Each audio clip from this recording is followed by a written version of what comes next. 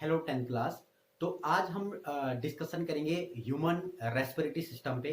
आप लोगों ने डाइजेशन सिस्टम को बहुत अच्छे तरीके से पढ़ लिया होगा। आई होप आपने वीडियो देख लिए होंगे और अच्छी तरह से समझ लिया होगा कि ह्यूमन डाइजेस्टिव सिस्टम क्या होता है और किस प्रकार से वो क्या वर्क करता है। आज हम जो बेसिकली हमारा जो टॉपिक होगा वो होगा रेस्पिरेटरी सिस्टम पे, कि रेस्पिरेटरी सिस्टम में कौन कौन से ऐसे आपके ऑर्गन्स होते हैं जो इसमें क्या करेंगे, हेल्पफुल होते हैं। ठीक है।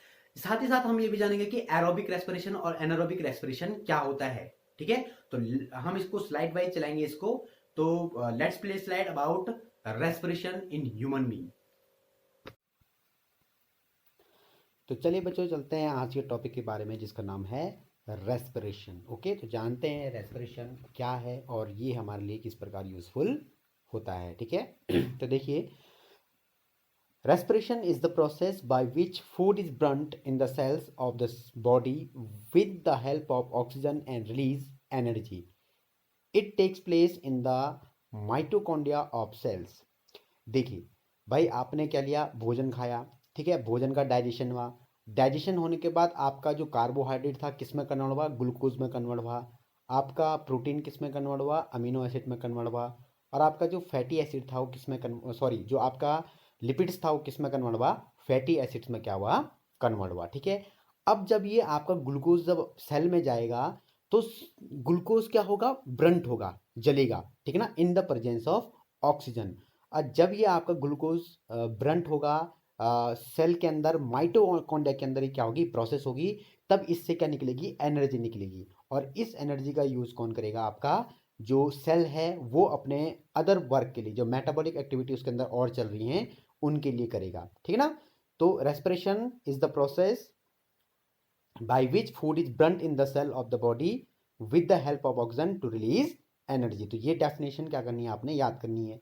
नेक्स्ट ये है कि जो माइटोकॉन्ड्रिया है वो माइटोकॉन्ड्रिया अब बनाएगा क्या। ठीक है, तो माइटोकॉन्ड्रिया बेसिकली एटीपी का फॉर्मेशन करता है। एटीपी मतलब एडिनोसिन ट्राइफॉस्फेट। और आपको पता है कि एटीपी का फॉर्मेशन अगर माइटोकॉन्ड्रिया करेगा तो एटीपी क्या है, एटीपी है करेंसी ऑफ द सेल, यानी कि ये एनर्जी करेंसी है किसकी, सेल की, है ना। तो the energy release during respiration is use to make ATP molecule, adenosine triphosphate, from ATP molecules adenosine diphosphate and inorganic phosphate. देखिए होता यह है कि एटीपी जो होते हैं वो मॉलिक्यूल्स, एटीपी बहुत सारे कहाँ होते हैं, आपके माइटोकॉन्ड्रिया में रहते हैं। ठीक है ना। अब एटीपी ऑलरेडी क्या है, माइटोकॉन्ड्रिया में मौजूद है। अब उसमें एक फॉस्फेट एटम क्या होगा, एक और जुड़ जाएगा, एक फॉस्फेट जो मॉलिक्यूल है वो और जुड़ेगा।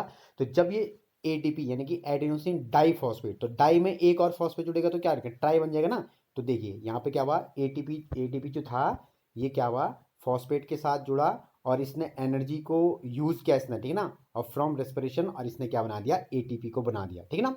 अब ये एटीपी क्या होगा, स्टोर होगा। स्टोर का मतलब क्या है कि ये बचाया जाएगा सेल के अंदर। ठीक है। और जब भी जरूरत होगी तो ये एटीपी क्या कर दी जाएगी, यूज की जाएगी। जैसे माना जाए अब माइटोकॉन्ड्रिया के अंदर बहुत सारे क्या बन गए, एटीपी बन गए। अब जैसे उसी टाइम पे किसी और सेल ऑर्गेनली को एनर्जी की जरूरत डिमांड है, तो माइटोकॉन्ड्रिया से क्या बोलेगा, भाई मेरे को एटीपी चाहिए। ठीक है। तो माइटोकॉन्ड्रिया क्या देगा, उसको एटीपी देगा। और वहां पे क्या होगा, फिर वहां पे जो एटीपी है वो वाटर के साथ रिएक्शन करके एटीपी और एनर्जी में क्या हो जाएगा, कन्वर्ट हो जाएगा।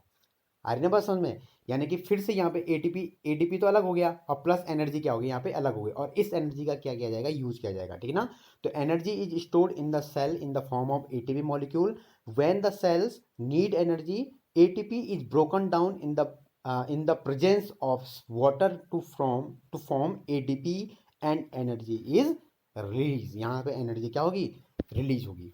वेरी इंपॉर्टेंट ये था कि एटीपी जो है वो फॉर्मेशन होता है। एटीपी का फॉर्मेशन कहाँ से हुआ, एटीपी का फॉर्मेशन एडीपी से हुआ।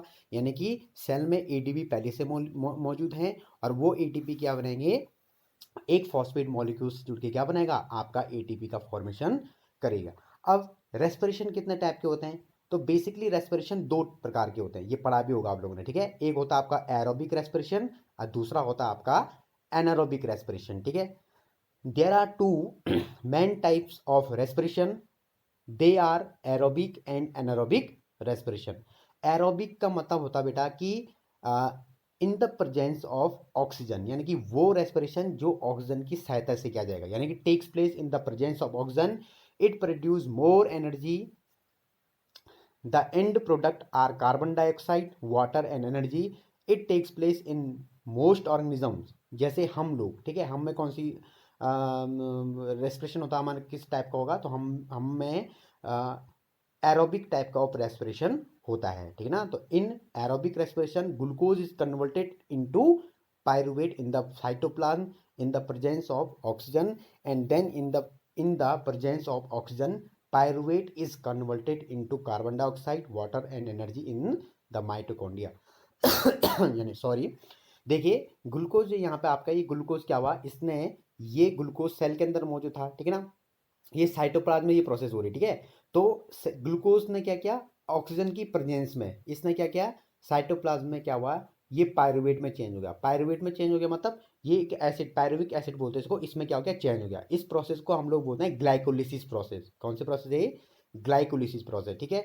अब ये पायरुवेट एसिड जो है, ये प्रेजेंस ऑफ ऑक्सीजन, यानी कि ये ऑक्सीजन के प्रेजेंस में, ठीक है ना, क्या हुआ, ये माइटोकॉन्ड्रिया में प्रोसेस चली, इसने ये क्या हुआ, ये पायरुवेट एसिड CO2 में H2O में क्या हो गया, ये कन्वर्ट हो गया।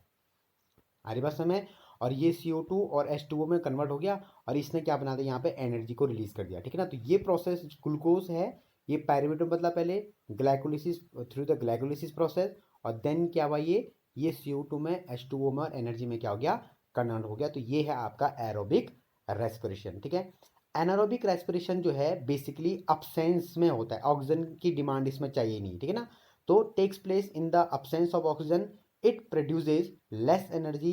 The end product are lactic acid and or ethanol, carbon dioxide and energy. It takes place in muscle cells and yeast। जो हमारी मसल सेल्स होती हैं उनमें भी आपका यही एनारोबिक रेस्पिरेशन देखने को मिलता है, ठीक है ना। और जो यीस्ट होते हैं, जो फंगस जिसको हम बोलते हैं, ठीक है ना, तो उसमें भी आपका एनारोबिक रेस्पिरेशन देखने को मिलता है। तो in anaerobic respiration in muscle cell glucose is converted into pyruvate, and in the absence of oxygen pyruvate is converted into lactic acid energy. देखो मसल सेल्स में, देखो मसल सेल्स में क्या होता है बेटा, देखो जैसे मान लीजिए आप लोग क्या कर रहे हैं, हैवी एक्सरसाइज करते हैं, ठीक है ना।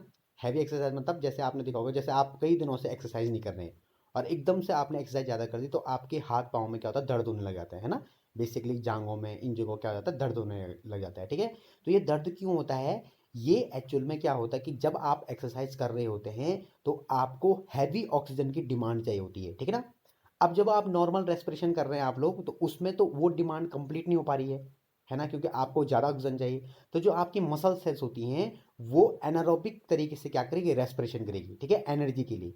तो वहाँ पे क्या होगा, आपकी मसल सेल्स में ग्लूकोज पायरुवेट में कन्वर्ट होगा, और फिर इन द अब्सेंस ऑफ ऑक्सीजन, वहाँ पे ऑक्सीजन की क्या नहीं होगी, डिमांड नहीं होगी, ठीक है ना। अब मसल सेल्स में क्या हुआ, ये लैक्टिक एसिड में और एनर्जी में क्या हो गया, चेंज हो गया। यही लैक्टिक एसिड एक्चुअली में आपकी बॉडी में जमा हो जाएगा, जिससे आपकी बॉडी क्या करती है, दर्द करती है, ठीक है ना। तो ये मसल सेल्स में होने वाली क्या है, प्रोसेस है। अब दूसरा यीस्ट में होता है, तो इन anaerobic respiration in yeast glucose is converted into pyruvate, and in absence of oxygen pyruvate is converted into ethanol, carbon dioxide and energy।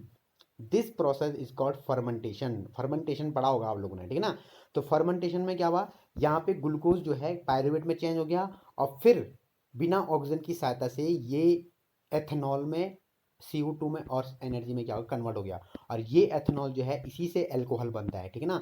तो जो फर्मेंटेशन इंडस्ट्री होती है, जैसे अल्कोहल बन गया, जो वाइन होती है, बियर होती है, ठीक है ना, इनकी जो इंडस्ट्री में इसी प्रोसेस का यूज किया जाता है, ठीक है। तो यीस्ट वहाँ पे आपने देखा होगा, उनको ग्रो किया जाता है सीरियल्स पे, है ना। जैसे आपकी वाइन या आपकी जो अल्कोहल, ये कैसे बनते हैं, ये आपके सीरियल से बनते हैं, जैसे जैसे बार्ले हो गया, वीट हो गया, ठीक है ना, इनसे ही क्या बनता है, ये आपका वाइन ये बनते हैं, ग्रेप्स हो गए, ठीक है ना, इनसे बनती है।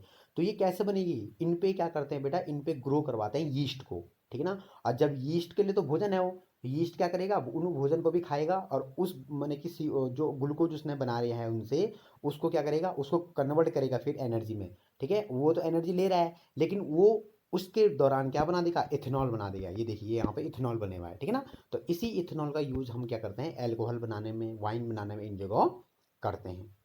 आरी बात समय, तो ये क्या है बेटा, ये पूरी प्रोसेस है। ये देखिए यहाँ पे दिखाया हुआ है कि ग्लूकोज, ठीक है, ये presence of oxygen in cytoplasm, pyruvate plus energy. और यहाँ पे तीन प्रकार से हो गया, ये प्रेजेंस ऑफ ऑक्सीजन माइटोकॉन्ड्रिया में, absence of oxygen muscle cells में, और अब्सेंस ऑफ ऑक्सीजन देखिए इसको एक बार फिर देख लेते हैं कि एरोबिक रेस्पिरेशन और एनारोबिक रेस्पिरेशन क्यों इंपॉर्टेंट होता है, क्या डिफरेंसेस इन दोनों में होते हैं, ठीक है, और ये किस प्रकार से वर्क करता है। ये इसलिए इंपॉर्टेंट हो जाता है बताना बेटा क्योंकि बोर्ड एग्जाम के लिए बहुत ही अच्छा टॉपिक है, ये बहुत ही इंपॉर्टेंट टॉपिक भी ये है। देखिए एरोबिक रेस्पिरेशन हमने पहले ही बोल दिया कि भाई कि एरोबिक रेस्पिरेशन यानी कि जहां पे ऑक्सीजन की डिमांड होगी, ऑक्सीजन वहां पे क्या किया जाएगा, यूज किया जाएगा। जैसे अब ये प्रोसेस जो हो रही है बेसिकली कहां हो रही है, आपके माइटोकॉन्ड्रिया में हो रही है, ठीक है ना। माइटोकॉन्ड्रिया के अंदर प्रोसेस हो रही है, एटीपी का फॉर्मेशन क्या होता है वहीं आपका हो रहा है, ठीक है। तो जो आपका ग्लूकोज था, ठीक है, तो जो आपका ग्लूकोज था बेटा, ये ग्लूकोज फर्स्ट ऑफ ऑल किस में कन्वर्ट होगा, ये पायरुवेट एसिड में क्या होगा, कन्वर्ट होगा, ठीक है ना। ये किस में कन्वर्ट हो गया, पायरुवेट में क्या हो गया, ये कन्वर्ट हो गया।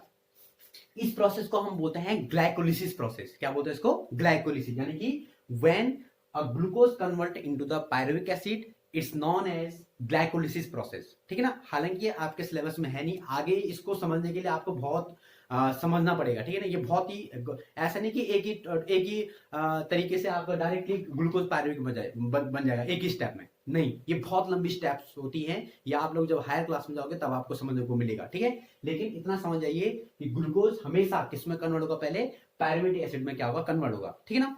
अब यहां से क्या होगा, यहां पे अगर ऑक्सीजन की डिमांड होती है, अगर ऑक्सीजन चाहिए पायरुविक एसिड को, तो जब ये ऑक्सीजन लेगा तो ये एरोबिक रेस्पिरेशन कहा जाएगा, ठीक है ना। जब ये ऑक्सीजन ले रहा है तो एरोबिक रेस्पिरेशन, तो यहां पे क्या बना आपका CO2 बनेगा, H2O बनेगा, और प्लस क्या बनेगी यहाँ पे आपकी एनर्जी क्या होगी, आपकी लिबरेट होगी, यानी कि एनर्जी यहां से निकल रही है आपकी, ठीक है ना। यहां से आपकी क्या निकल रही है, एनर्जी यहां से आपकी निकल रही है। अब दूसरा मैंने बताया था आपको एनारोबिक रेस्पिरेशन, ये तो एरोबिक रेस्पिरेशन हो गया जहां पे ग्लूकोज ग्लाइकोल आपका पायरुवेट में बदल गया, और देन पायरुवेट जो है वो ऑक्सीजन की प्रेजेंस में CO2 में, वाटर में और एनर्जी में क्या होगा, कन्वर्ट होगा। और यही एनर्जी क्या होती है, आपका यूज होती है कहां, फर्दर और चीजों में, ठीक है ना।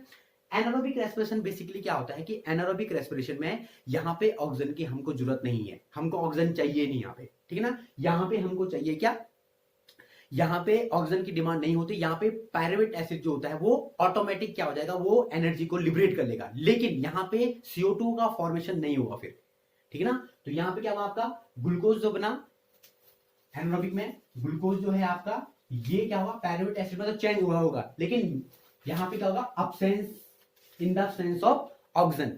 मसल सेल्स की बात करें अगर हम लोग, ठीक है, तो मैं पहले बता देता था आपको कि जब कभी भी हम हैवी एक्सरसाइज करते हैं तो during heavy exercise we need more oxygen, ठीक है ना, we our cells demand more oxygen, और इस मोर ऑक्सीजन की डिमांड को कंप्लीट करने के लिए हमारी जो रेस्पिरेशन नॉर्मल हम सांस ले रहे हैं ये काफी नहीं होती है, हमारी मसल सेल को क्या चाहिए, और ऑक्सीजन चाहिए। और जब और ऑक्सीजन चाहिए तो क्या होगा, हर सेल को ऑक्सीजन चाहिए वहां पे, तो वहां पे वो जो सेल्स होती हैं, मसल सेल्स होंगी, वो एनारोबिकली क्या करेंगे, रेस्पिरेशन करेगी, वहां पर ऑक्सीजन की डिमांड नहीं करती फिर। जब वो एनारोबिकली क्या करेगी, वहां पे रेस्पिरेशन करेगा, तो क्या होगा, आपका जो यहाँ पे लैक्टिक एसिड का क्या होगा, फॉर्मेशन होगा। और जब ये लैक्टिक एसिड प्लस एनर्जी को बनाएगा, तो एनर्जी तो मिल गई मसल सेल्स को, लेकिन जो लैक्टिक एसिड है वो बेसिकली आपकी जांघों में या और जो क्या हो जाएगा, वो बंद हो जाएगा, वो स्टोर हो जाएगा वहां पे। और जैसे ही वो स्टोर होगा तो आपके पैर में क्या होता है, बहुत ज्यादा क्या होता है, दर्द होता है, आपके जोड़ों में बहुत ज्यादा दर्द होगा। इसको हम ऑक्सीजन ड्यू भी बोलते हैं, नॉर्मली हम इसको बोले तो ऑक्सीजन ड्यू भी बोलते हैं इसको, ठीक है ना। तो ये तो आपका हो गया मसल सेल्स में, ठीक है ना। ये एनारोबिक रेस्पिरेशन है जहां पर आपका लैक्टिक एसिड बन रहा है, ठीक है। तीसरे में क्या होगा कि ये ग्लूकोज जो है ये पायरुवेट एसिड में तो बदलेगा ही बदलेगा, ठीक है ना।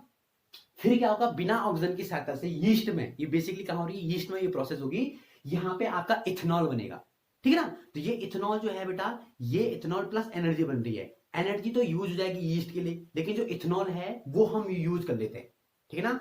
हम कहाँ यूज करेंगे इसको, अल्कोहल बनाने में यूज करेंगे, वाइन बनाने में इसको यूज करेंगे, तो और बहुत तरीके से हम इसको क्या कर सकते हैं, यूज कर सकते हैं, ठीक है ना। तो ये है आपका एनारोबिक रेस्पिरेशन और एरोबिक रेस्पिरेशन, ठीक है। तो बड़ा इंपॉर्टेंट है ये आपका एरोबिक और एनारोबिक रेस्पिरेशन, ठीक है ना। तो आई होप आपको ये टॉपिक समझ में आ गया होगा कि what is the aerobic respiration, what is the anaerobic respiration. कल हम मिलेंगे इसमें नेक्स्ट आगे के लिए कि किस प्रकार से आपका रेस्पिरेटरी सिस्टम में कौन कौन से ऑर्गन आपके क्या होते हैं, इंक्लूड होते हैं। तो तब तक के लिए गुड बाय।